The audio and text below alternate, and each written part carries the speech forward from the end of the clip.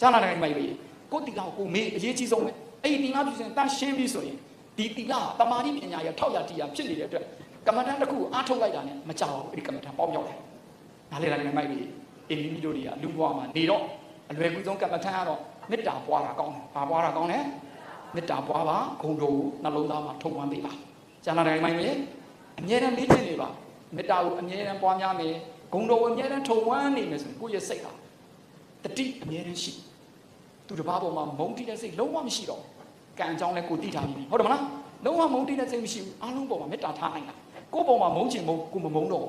ကံကိုသိတဲ့လူဟာတရားတွေပေါ်မှာမေတ္တာရှိတဲ့လူဟာဘယ်သူမှမုန်းတဲ့လူမရှိဘူးမုန်းတဲ့လူရှာလို့မရှိတော့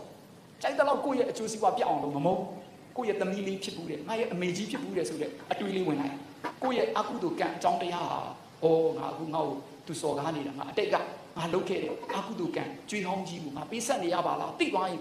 အေးစေးပဲကျေးဇူးတင်ငါမြန်မြန်ဝတ်ကြွေးလွတ်ပြီးဆိုဝမ်းသာမှာနားလေလောက်စင်ပြောတာဒါကြောင့်တခါလက်တွေ့ချင်းမှာအဲ့ဒီတရားတော်ကြီးတကယ်ဘဝမှာရင်းချမ်းစေတယ်